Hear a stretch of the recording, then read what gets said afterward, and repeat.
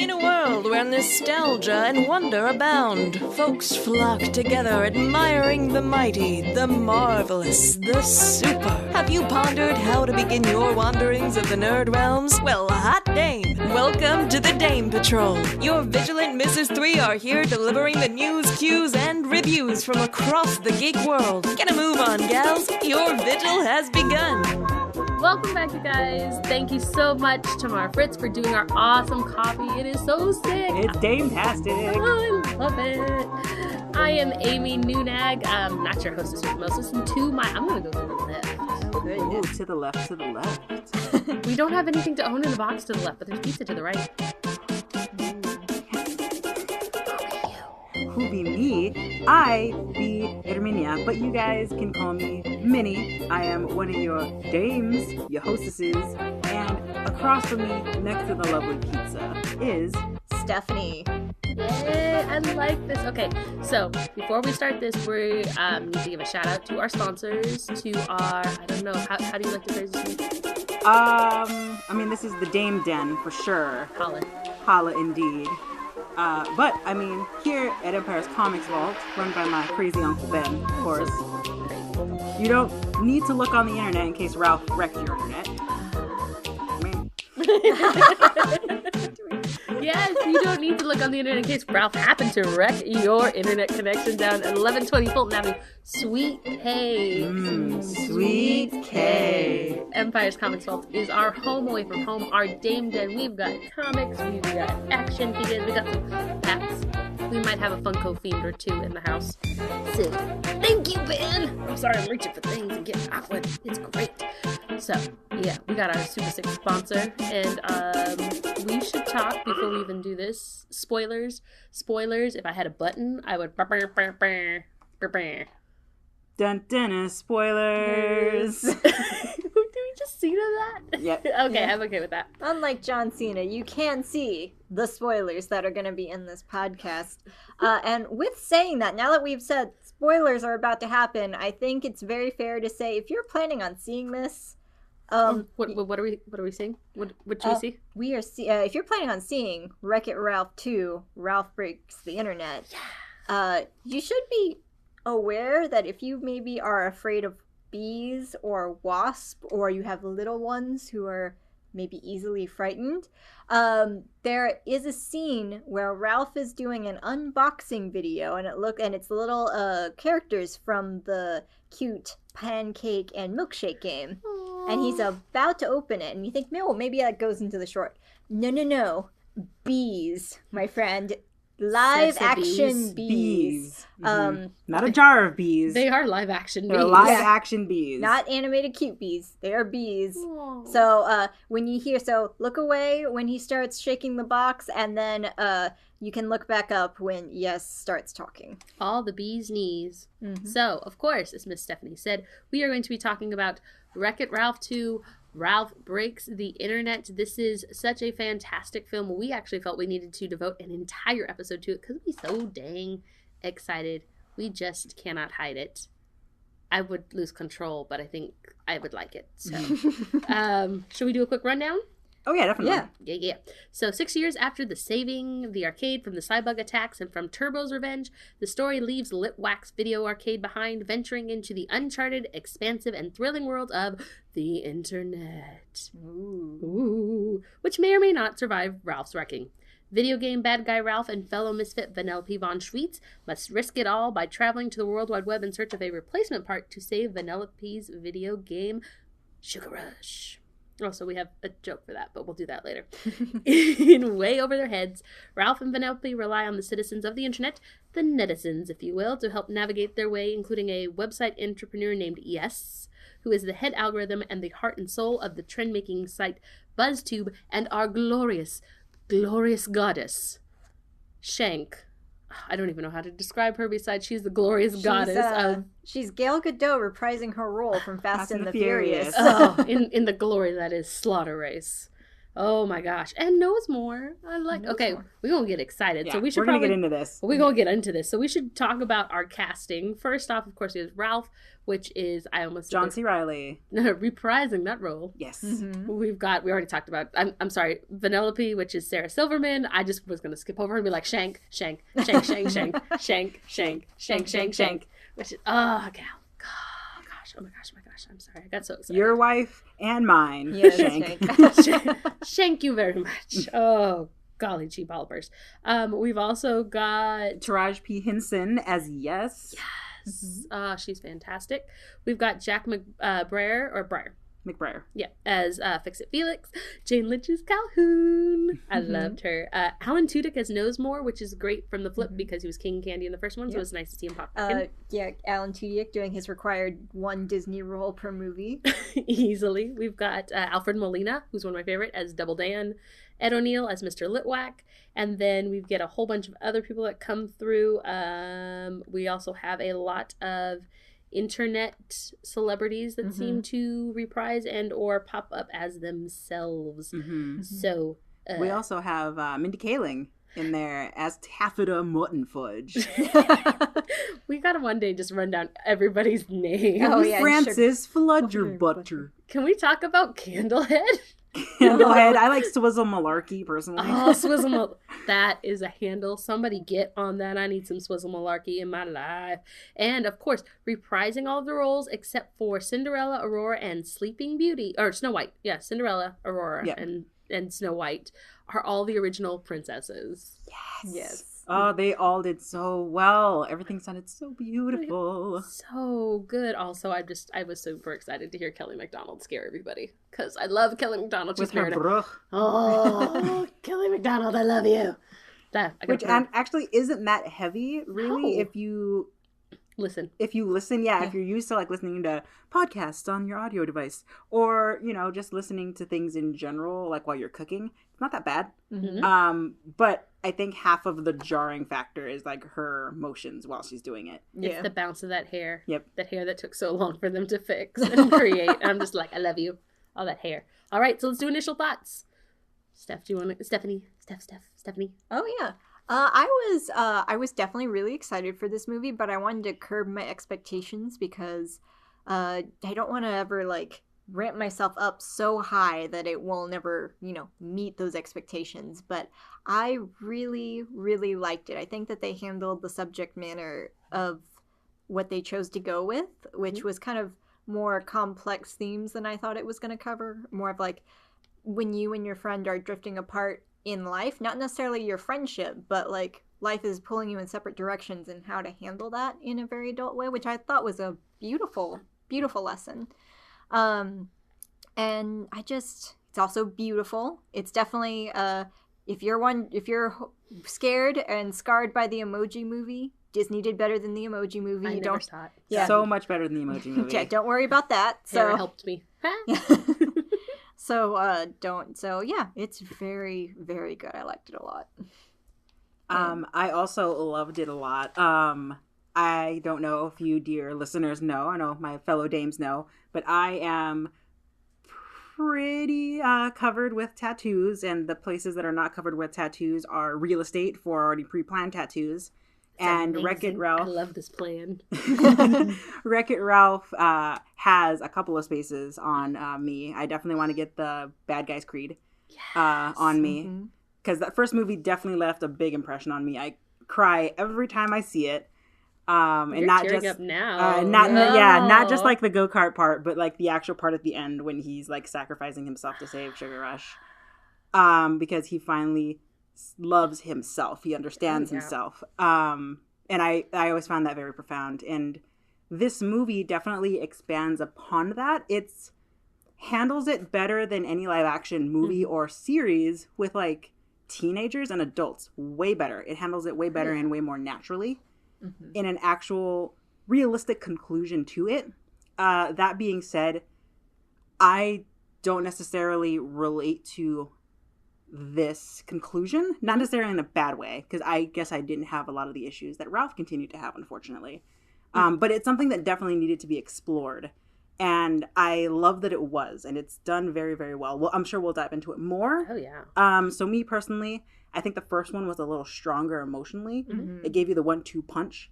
This one gives you like the one and like the little face slap, but it's good. It's a good little face slap. It's an eye opener for sure. Oh, yeah. You can definitely tell that they had handlers on this, and they consulted the YouTube personalities Oh, yeah. for how the internet actually is. The memes, how did like YouTube / BuzzTube stuff, all of that stuff is very realistic. And also kind of the gaming stuff as well. Yeah. Like especially with all the side jobs that Vanellope and Ralph go into. Like the ridiculousness of that. That is a thing. Yeah, the very CSGO of it all. So yeah, I loved it. I would definitely give it a solid 8 out of 10. Ooh, we gotta do some ratings for the end. But I will keep your 8 out of 10 in the pocket. And for me, I was apprehensive because the first one was so spectacularly done. It helped me a lot in my journey and acceptance of who I am. So when we start talking about the bad guys creed, and I just it hits such a soft spot, and it's the culmination of years of understanding that everybody sees you one way, and you coming to a point and you go, that's not me. So Wreck-It Ralph, the first one, always breaks me. Also, I always get to say, I'm a little homeless lady.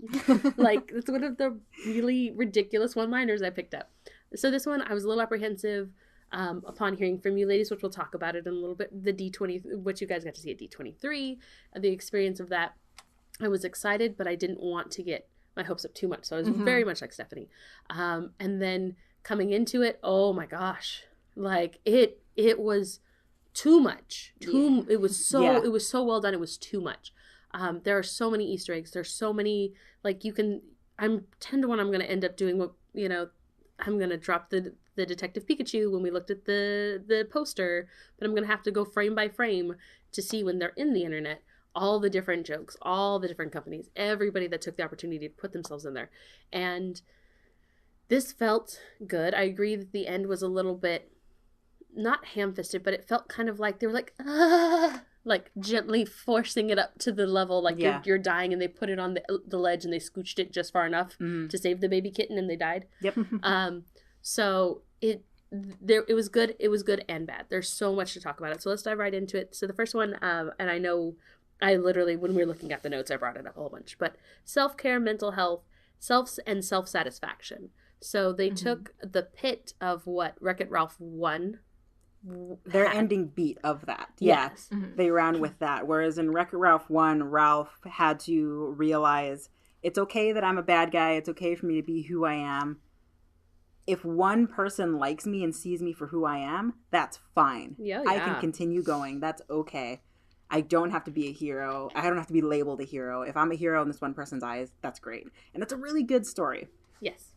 But that was a big old booty. That's a big old booty. That's some J-Lo in the 1990s. Hey, yo. Are we getting Nicki Minaj size, or are we staying with J-Lo? I think J-Lo right now. She's more natural. She's more natural, yeah. Yeah, okay. But nothing on Nicki. I love Nicki. Oh, God, no. But, if you stay with that mentality too long, and we've seen this is 6 years after, Ralph's been like kind of just sauteing in that. He's been constantly just sitting in, one person likes me, that's all I need. One person likes me, that's all I need. And you hyper focus on that. You take away from how you should be feeling yourself, what you actually want in the long run. And that's really, really unhealthy. That's not self-satisfaction. That's subservient in a way to another person. Oh, yeah. What about you, Betty? No, I think that's a really good point. It's like you can't derive all your happiness and your emotional needs from one person, because it's not fair to you or the other person. And another thing I do like, if I may skip towards more the end of the movie, is that they deal with the fact that, like, once he and Vanellope, like, she's gone off to find her happiness and do it someplace else, and they're still friends, but you see Ralph is actually, like, hanging out with a lot of the people that tried to reach out to him in Wreck-It Ralph 1. Oh, yeah. So, like, he's hanging out more with, like, Zangief and, like, Calhoun and Felix. And so it's kind of really nice to kind of see a bunch of those things that were threads in the first movie kind of come together. Yeah, I can totally agree with that. I mean, so when we talk about this is no longer, the first movie gave such a great platform, but as Minnie said, it's 6 years after, and he has stalled his growth and his general, just his happiness in trying to constantly make Vanellope happy, in his fear of losing her. He became so overwhelmingly lost in pleasing her that he doesn't know what he wants. And so when he comes up against Vanellope saying, you know, do you ever wonder if there's something more? Which is just truly is an honest question. And it's a question of somebody searching. It scares him to the point of he becomes aggressively needy. And then you suddenly see that his insecurities have always been there and he never dealt with them. Yeah. They kind of almost got like a Band-Aid. Oh, yeah. Yeah, like a Laffy Taffy was slapped on his wound, and that was a Band-Aid for 6 years. Yeah. And he hung out. And just like you said, Stephanie, he had all these people that were reaching out to him consistently. And to think that now the Nicelanders were being a little more friendly, and he didn't have to stay in the bricks, but he hyper-focused on Vanellope so much. I can tell, and you can kind of see they're happy, but you can also see how she's slowly backing off because it's so much. Yeah, that definitely happens very much in the beginning of the movie, where you see their day-to-days. Once they end their day at the arcade, they can do whatever they want in all the other games. So they go and mess around in other games. They go to Tappers and have root beer, and then they go to the Nicelanders' apartments and sit on the top of the apartment complex and watch the rest of the arcade outside of the glass. And that's all they do every single day for 6 years. And Ralph loves it because he had 25 to 30 years of people not talking to him. So he loves this. Oh, yeah. Vanellope, though, has been plugged in and is now finally able to, you know, go about and not be stuck in Sugar Rush like she was the first game. And that kind of gets boring after a while. Yeah. And she brings it up that every track has been she knows every shortcut, every track has been unlocked. She just wants something else. And it's not negative. She's not going, I want to leave you, Ralph, and run away. And she brings it up in the climax of the movie that she didn't want to leave him. She didn't want to stop being his friend. He was just acting like a bad friend because he spirals out of control. And he gets to such an insane part that you can't help but wonder what's going on and why he hasn't sought out Felix and Calhoun, who are living essentially in a very healthy relationship, which does not get enough screen time. No, not at all. They are very much a good representation of love, and unfortunately Ralph, on the flip side, is very much that what we do in the name of love thing. And it's beautiful and rolls off the tongue, but it becomes very much a cinema trope in a very bad way, and unfortunately affects a lot of people in their relationships personally, because life represents art, and we are a culture that definitely takes in art and movies and media. And seeing Ralph constantly just go further and further and further for Vanellope and not think about his feelings definitely affected him, to the point to where I was constantly wondering at the beginning of this movie, who was going to be the bad guy? Yeah. Where's the villain? Where's our King Candy? Where's, like... dude, I didn't even think of where's that. our Taka? Where's, like, something? And it turns out that it's Ralph's insecurities that eventually he gets really scared when Vanellope finds that she loves Slaughter Race and she's got a really good connection with my wife Shank. And she wants to learn more about the internet and, like, really be in this new place that's not Sugar Rush. And he becomes a virus on the internet. And I noticed it as a King Kong reference. Oh, yeah. Which was really, really cool. There's so many Easter eggs. We're going to hit that. There's so many Easter eggs in it. But they actually call his virus, when I was doing some research for stuff we'll talk about later, they call his virus Kling Kong. Oh, shoot. Because he gets so clingy. And not because he's trying to do it, but because he's clinging on to the one vestibule of love that he thinks that he can understand. Yeah. I mean, we also see when he does turn into the virus and he becomes essentially a King Kong figure, which they do the entire climbing up the tallest building and the swatting at the airplane. He is made up of a whole bunch of tiny hymns, and they're all reaching out. And first off, it's creepy. It's very creepy. It is unsettling. I like bugs. We had this talk earlier. I like bugs. But any type of where it suddenly looks like a whole bunch of things that are trying to get over the top of each other, you see a zombie invasion and infestation. Anything that's crawling over the top of. Oh yeah. Yes, and he's yelling friend. Yeah. But when they all join together to form the head. Gosh, sorry, I really don't want to watch Voltron. They're climbing and reaching out, and that was the one thing in the shot. Even when they're all moving with one arm forward, reaching out for something. And so you see how he's just in the name of love, he is destroyed himself to make someone else happy. And and Vanellope's torn because she sees what he's going through. She sees the gesture, but also she realizes that this isn't healthy for anybody. And kudos to Vanellope for being like, whoa, bro, this ain't healthy. Like, we need to check this and check it now. Yeah. Oh, and I will say it's another cool thing that they did with it. So we say that he becomes the virus, but it's more of this virus sees his insecurity and copies it to the point where all these other things become him. So he gets to see the manifestation of his insecurity as this giant, unsettling creature. So unsettling. Yeah, it's a very unsettling thing. So it's kind of cool to see. So he's not like the virus and Vanellope has to talk him down. It's him and Vanellope trying to go up against his own insecurity, and then him realizing that the only person that can solve his insecurity is himself. Which is great because we also see that now he's gotten to the point of internet fame. He's done all of these things to push himself to be Vanellope's ultimate satisfaction, and he has to talk himself down, which is the great line. And I love, thank you, Alan Tudyk, I love you, bro, for being Knows More. And he goes, he gives an official query to Knows More, who is the egghead at the search bar, and he gives two options. It's either you put all the clones in therapy, or you drive them to the antivirus gate and have Vanellope go through the gate and it'll kill him. But it doesn't solve the problem at its root. Yep. And so in a way, because of what he's done to create the connection so that they can get the wheel, he actually does put all the clones in therapy in like a tiny baby version of it, which isn't, I was like, yay, I'm like, you still need clinical help, but this is great, buddy. Recognition. Step one. Step one.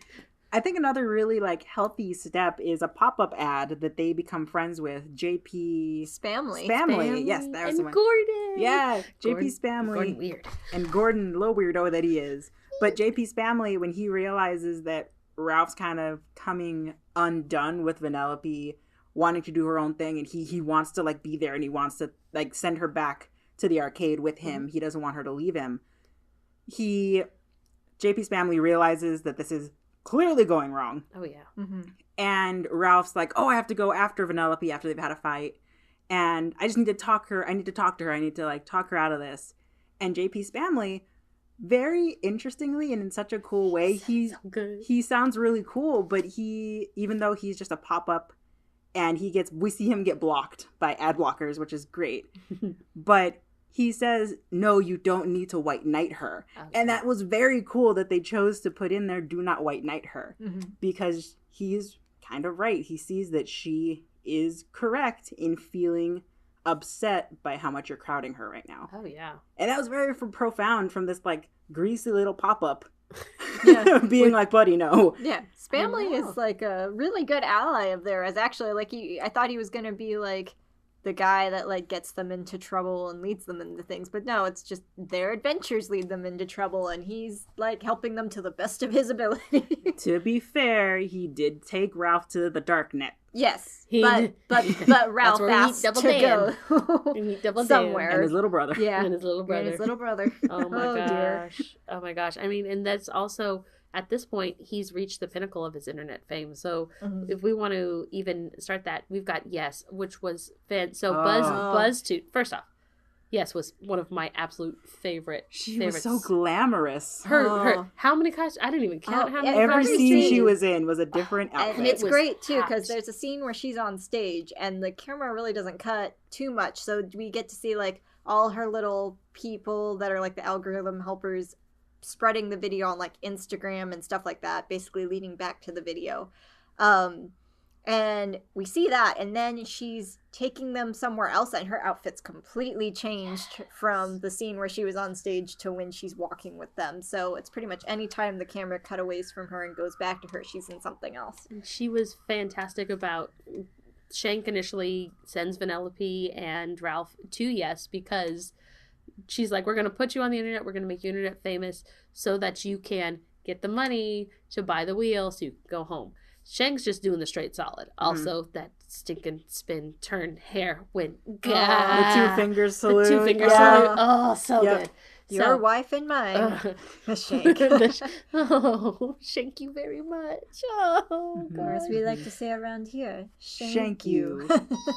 Oh my gosh. So yeah, we've got Yes there, and she oversaturates the market, and she does what we've seen so consistently for YouTubers, for anybody that's trying to get a foothold. She uses Ralph to just like everything. It's the pepper, the hot pepper challenge. It's the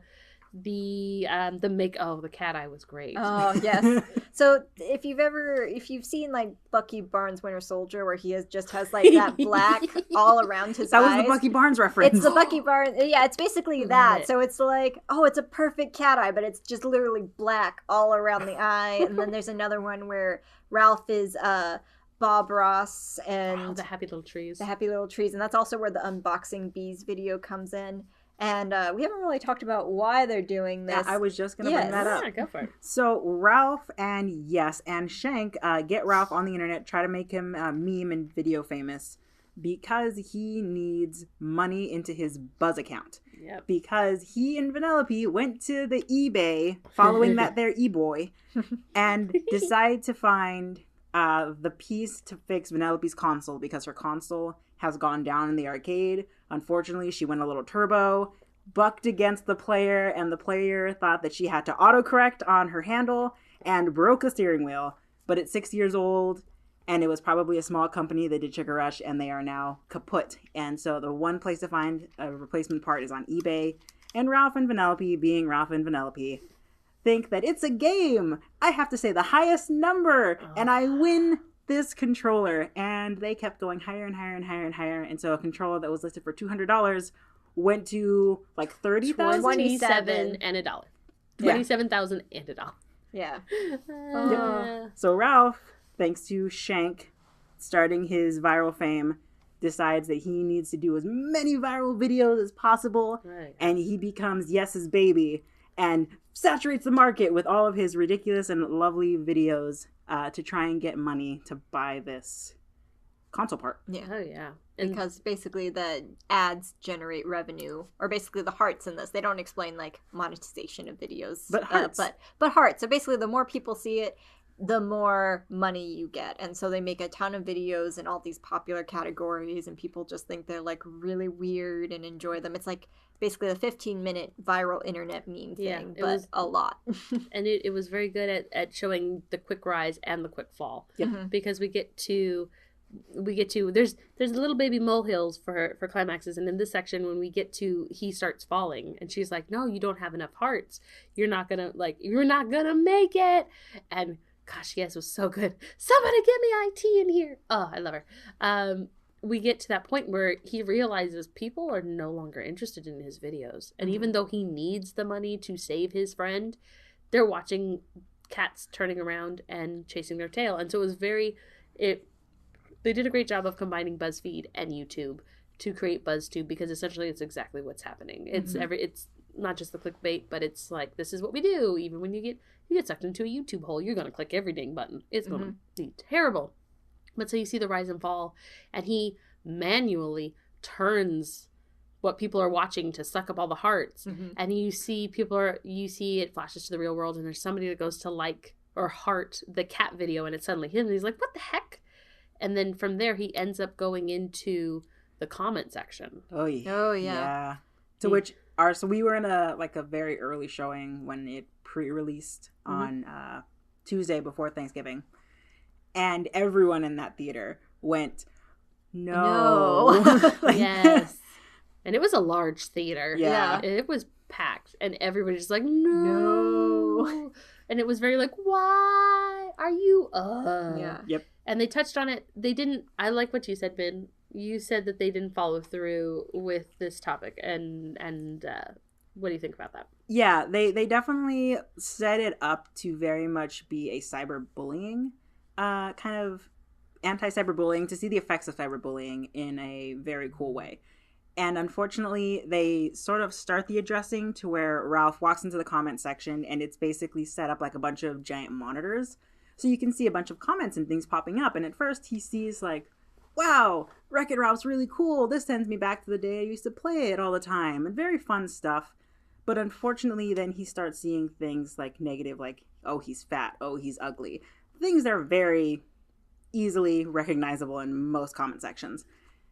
And he's very heartbroken by that. He doesn't understand why these people are saying these things about him. He already has 25 years worth of self-worth issues. Oh, yeah. And that's quickly eating him. And Yes comes in super excited because he got all his hearts that he needed. But she realizes that he's reading the comments. And she says, you know, I should have told you. The first rule of the internet, do not read the comments. Oh, yeah. Yeah.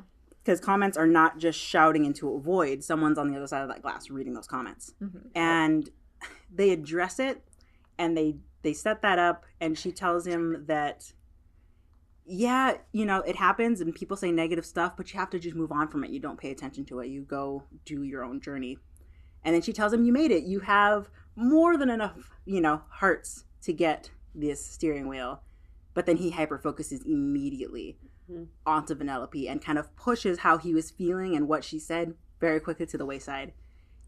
And then it never comes up. Yeah. Like his self-worth issues come up with the Kling Kong and the virus, but they never talk about that ever again. It seems like a very missed beat. Oh, Yeah, it seems like there's a missing scene where him and Yes were supposed to have another scene, or someone and him were supposed to have another scene that kind of built more on that, but it never came out. Yeah, it almost felt like at the end of the film, we'll talk about it more, but at the end of the film, he's kind of like talking on like his video phone to Vanellope, and then she hangs up and he's got to go to work. But it almost felt like he should have gotten a phone call from like Yes, or someone else from the internet to like show that he was still connected. That he was still connected to someone else. Yeah, and it didn't happen. So it was a very odd beat for them to leave in the film and not follow through with. Yeah, it was a good tap, but it wasn't like the whack-a-mole. I needed them to whack it. Yeah, like not just be like a tap. Okay, it's stuck. Next one. So that was one of those missed beats, but one of the greatest, I think, and I think we can all agree on this. One of the highlights, the pinnacle, was not just the Oh My Disney fan site, which had so many flippity flapping Easter eggs. We will tap that, but we need to talk about our princesses sans them dresses. Oh, the princesses are here. Oh, so good. They're Stephanie, so you want to tap cool. that? Oh goodness, where to start? Well, first of all, that website is crazier than I was anticipating because there's like some 2D animation characters running around. There was just like all the quizzes. They personified it in a really cool way, and just then you finally get to the like basically the stormtroopers are acting as like the antivirus / pop-up blockers, and they're chasing Vanellope through, so you get even more Easter eggs as she's like zipping through. And then she goes into the princess room, and it's amazing, especially because, well, I mean, you've probably seen a lot of the lead up to that, but there is more than what you see in the trailers, which is really great. So if you're thinking like, oh, I've seen all the princess stuff, that's all there is, you are wrong. Yeah. So much. You have a lot to be excited for. Yeah. Of course, it's great that they are so self-aware of their like meta commentary. It's fantastic and I love that Disney has been doing this in the past few years, where they're very self-aware of the stuff and the tropes that they've done in the past, and even recently that they tend to poke fun at themselves. So it was great that they had all of the princesses themselves asking these questions of, you know, were you kidnapped or enslaved? Were you poisoned? Then I must assume that you've sold your voice to a sea witch to get legs. No, oh my God, who would do that? Yeah, and it's crazy stuff like that, and it's very cool that they're super self-aware. And then we get them kind of getting the relaxed vibe of Vanellope and of just people in general. Oh, yeah. And that was very fun to see them be laid back and just be themselves without all of those tropes and the princessiness on them. Oh yeah. I thought it was hilarious that when they get to sweatshirt and shirtwear, we will talk about Ariel unto herself. Praise be Jodie Benson. Holla. Praise the Jodie. But when they're sitting there and they're in that group and there's like a box of popcorn, but Tiana is drinking what appears to be a very Disney-esque Main Street. It's in Main Street Disneyland. Yes. But it looks like a Starbucks. It looks like she's drinking a Frappuccino. And then you go to different sections and there's, in the background, there's beignets sitting on a table and then there's cookies sitting on a table. And all these princesses are just literally, they're more humanized than they ever were. And I loved it because, first off, Tiana's hair was just... It was glorious. They did a great job. It was so beautiful. Like, they gave everybody an opportunity to go, these are your princesses. There's nothing changed about who they are inside. We are letting them breathe outside of them swish, swish dresses. And I'm like, thank you. This is what happens when you untie the corsets and they can breathe. And they're like, we're comfy. Oh my gosh. And then, Jodie Benson, her shirt. So we had Moana's shirt said #shiny. Mm-hmm. And then Elsa, she's Queen Elsa. She's Queen Elsa, technically. So technically, but she's part of the product Disney lineup for princesses. So in case anyone's ever been like, oh, that person's not a princess, or like, why are they there? Disney has stated a while ago, because a lot of people are like, why is Mulan there? Basically, she's princess, bro. Princesses are characters who are either A, princesses, or B, really monumental to Disney animation history. So basically, their movie made money, they're popular, and also just someone that Disney would like to continue making product for forever. I'm okay with that. And the Disney-fied version of that is she made such a self-sacrificing decision that she changed the world, i.e. Mulan saved the entirety of China. Thank you, former cast member. I might have worked at Dalt Disney Company. Might have. Just a little bit. When you're like, hey, you can't go back there. Cast members only. Like, that's still a reflex. I was laughing because I knew you were going to be like, oh, wait, never mind. But yeah, I love that they humanized them. They gave them such a great space to breathe, that they connected with Vanellope. Again, Jodie Benson's shirt said gadgets and gizmos, gadgets and gizmos and who's-its and what's-its galore. And it was great. And everybody had something else. So Elsa said, let it go. And Aurora said, nap queen. And so it was these great, like, also that Cinderella's mice. Shout out to Jacques and Gus for making them sweet, sweet threads. Yeah, for people that, because there are fans of Disney mice, if you were like, we don't get to see Cinderella's mice in this, you do. Gus and Jacques do make an appearance in a big way, and it's amazing. Yeah, and I actually want to bring that up. If we want to, do we still want to talk about comfy princesses? Oh, we can. Let's transition this puppy into air. We can go production. We can start them Easter egg talkies. Let's get this is kind of like, I feel this falls into both, honestly. Shazam. So towards the end of the film, we have Ralph and Vanellope have talked down the Kling Kong virus, and Ralph was being squeezed to death in the grasp of this giant virus. And, he's outside of his game. That is actual death for him. He will not respawn. And they talk him down, and then the virus disappears. It dissipates. It finally is corrected from the internet. It does the smiley face and goes golden. It does the smiley face and goes golden, and it goes to the afterlife that happens in Pixar and all the Coco. So that happens, and Ralph is then dropped and is starting to just fall. Vanellope is basically sitting on like a mini helicopter. JP's family tries to catch him in his little browser, but Ralph and I, we big boys. And he goes through it immediately. And the princesses are walking, clearly trying to like escape from what happened at Oh My Disney. And they stop, and the best line ever happens. I believe it's Moana that says, "What's that?" And somebody says, "It's a big, strong man." And someone else says, "He needs help." And so they all basically do their ultimate. If you ever play Overwatch, they all do their ult. Moana summons up a torrent of water with her oar. Oh, that's so good. Ariel swims up the torrent of water. Hair flip. She does the iconic hair flip when does she her reaches the iconic, surface. Hair flip when she reaches the surface, and water bends the water further, to which Elsa freezes it, and it basically becomes a giant machine where all of the princesses are working together, using their tropes.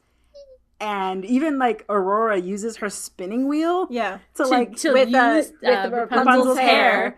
And they make the rope that is tied onto the other princesses' dresses that are strung out to hold Snow White's dress. And that Merida shoots across like a pathway. Yeah. Oh, she shoots. So it's Mulan cuts up Snow White's apple, and then Merida shoots the pathway, which has Jacques and Gus on it, and so Mulan, when she slices the apple, they hit all the points, and the poison apple makes the dresses like take the makes the dresses kind of like fall together in like a laundry line, and Ralph falls into Snow White's dress and then floats very gently onto a bed, to which Tiana comes up. Looks like she's going to give him the kiss to wake him up. And then she pulls out Naveen as a frog, to which he then kisses Ralph. Yeah, and it's very much Naveen. He even does the whole like smile trademark smile and eyebrow. It was so good. Yeah, and Jasmine, in case anyone's wondering, Jasmine also uses the magic carpet to help Elsa out. It was great. And then you have Pocahontas use airbending. So if anyone has any connection to an element, they have control over it, is what Disney's trying to tell us.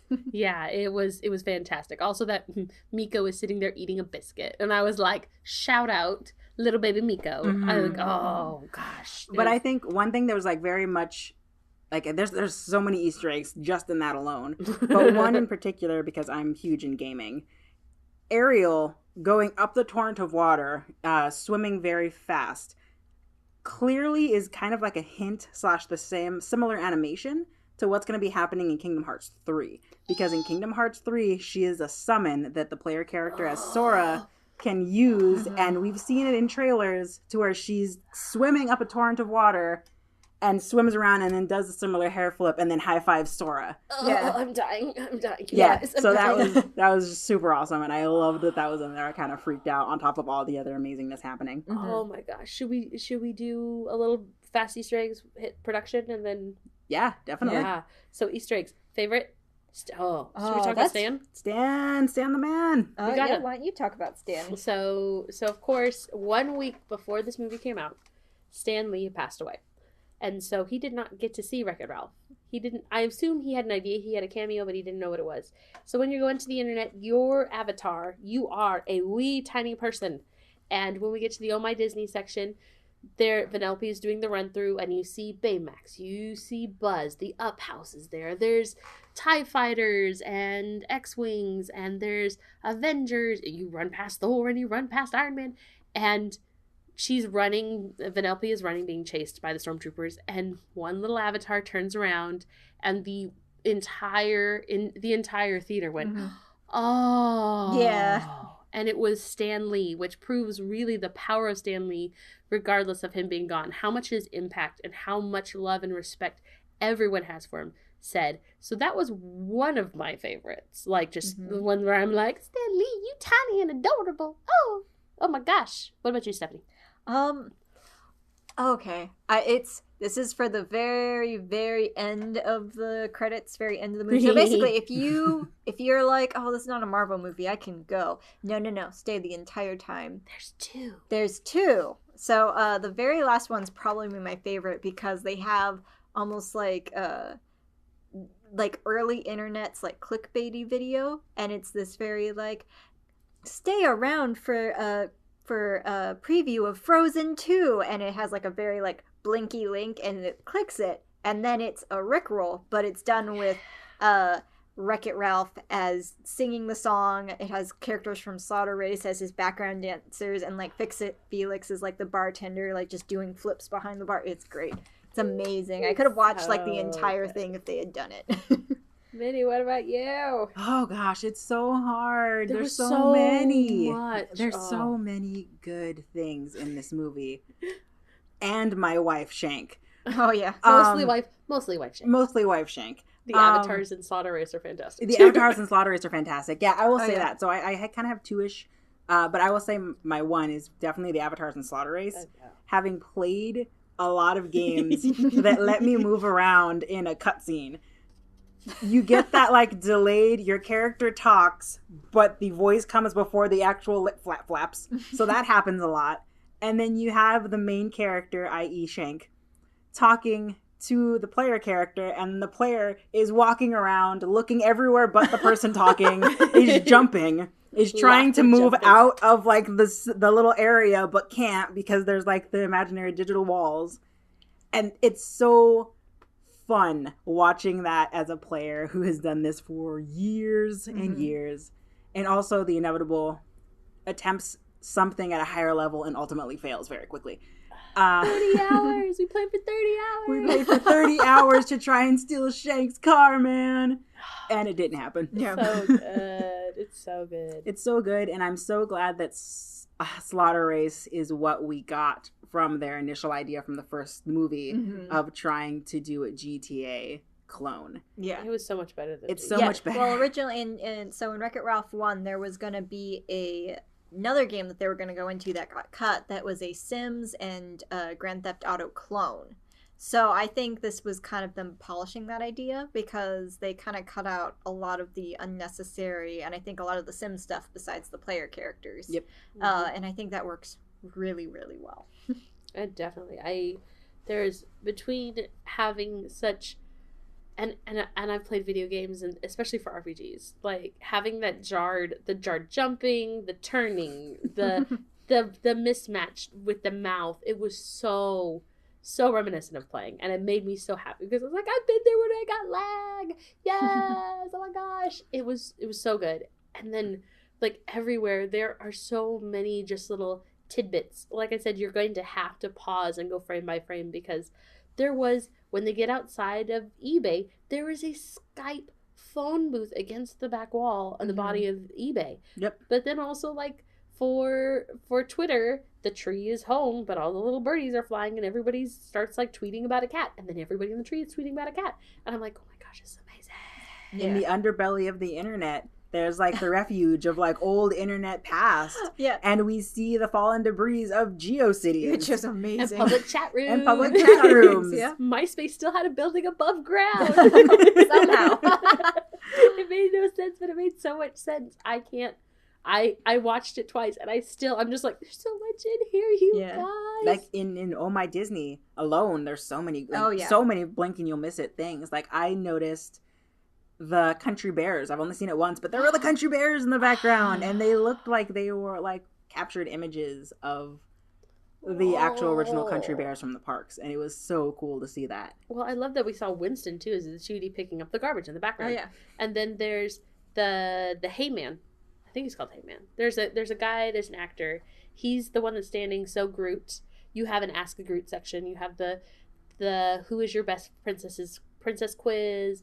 We get a whole bunch of Star Wars. We get some Marvel. When we get to the Groot section, the first guy that goes, I have a question. When you talk about yourself in relation to the world tree, and he's actually, I believe he's called the Hayman. He was on Comedy Bang Bang, and so he is part of an internet meme and an internet trope, and they put him right at the beginning, and I was like, yay, I see you, and I love that you're doing exactly what I hate about people, but oh my gosh, I love you. Okay.